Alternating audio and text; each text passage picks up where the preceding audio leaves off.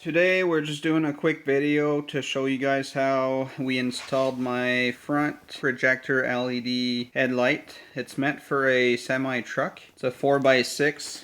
It's a cheap one off eBay. I got two of them for 38 bucks. It looks and works really good. They do come stock with an H4 plug, so it's plug and play.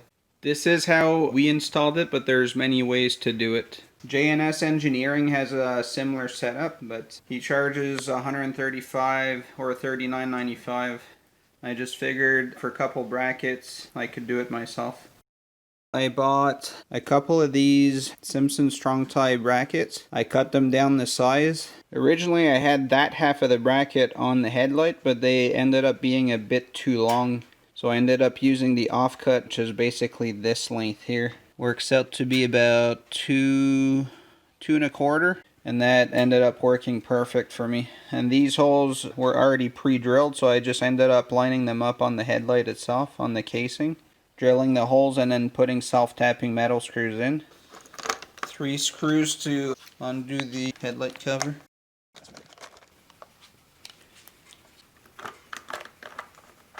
Remove the headlight cover. Then you'll have 4 10mm bolts on each side of the bracket holding your headlight in place.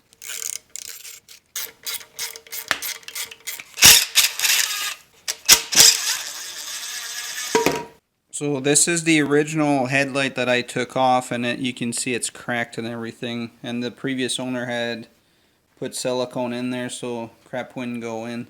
So I took the original bracket that's on the back of my current LED headlight. I took it off the original stock headlight that's on the bike typically.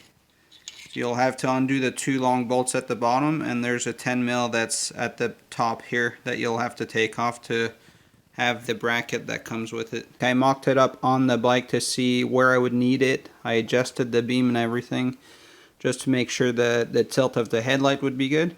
I put the bracket on there, drilled 2 holes, and then drilled 2 holes in the bracket that was on the stock headlight that comes here. Drilled 2 holes, put 2 metal screws, or 4 total basically, 2 on the bracket, 2 on the headlight casing, and that's it.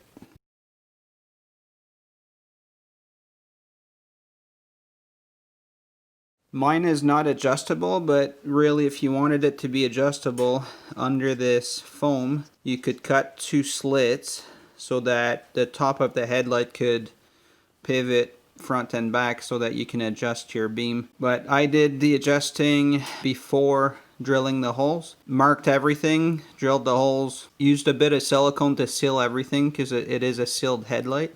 The headlight is an H4 plug and it plugs in directly, so there's no wiring required, and I just tucked mine in here at the back.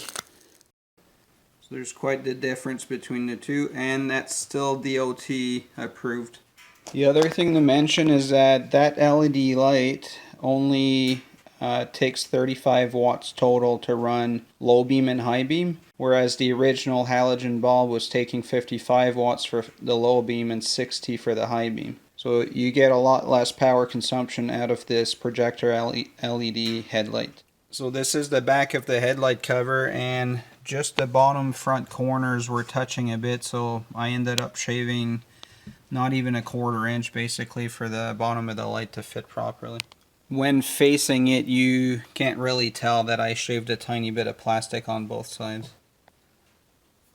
For us, it's winter. We just came out of a few days where it was minus 25, 26 degrees Celsius with the wind. So the bikes are inside. We won't be able to ride for the next 4 to 5 months. So for us, it's kind of a maintenance time and time for upgrades. And Sebastian got new grips and handguards.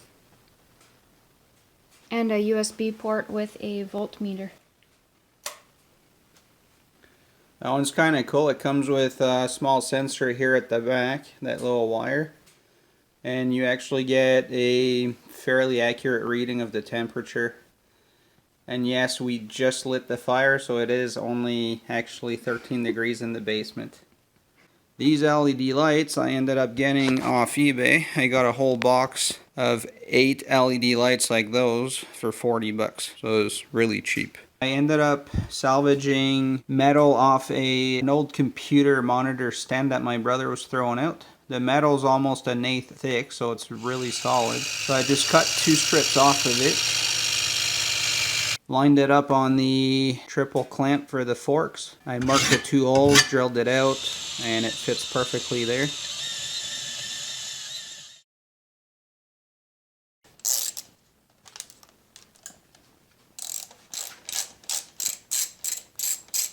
And there was already a slot there, so I just ended up installing the lights there. And with the slot you can basically adjust the height and pivot them wherever you need them. Those don't come with a whole lot of wiring, so you do have to have some wires at your disposal.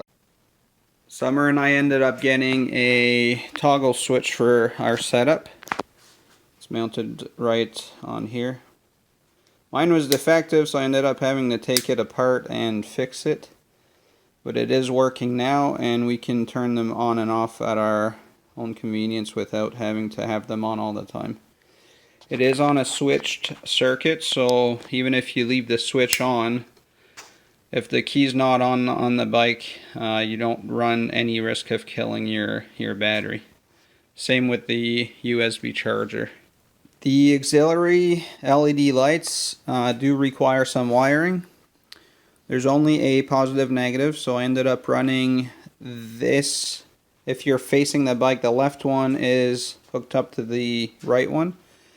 And then I ran my toggle switch to this headlight. And then for power source, I ended up I piggybacked off the light that goes to your speedometer.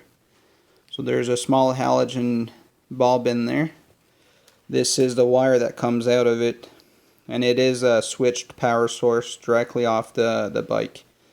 So you got your power 12 volt source and your ground.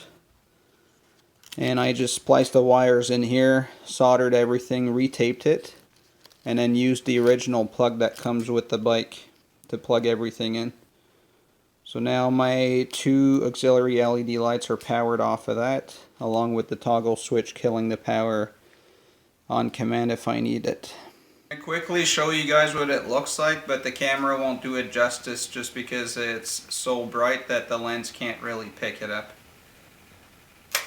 That's just low beam, high beam, and auxiliary lights on.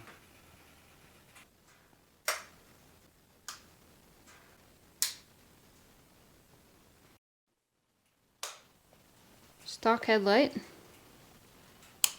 high beams, LED.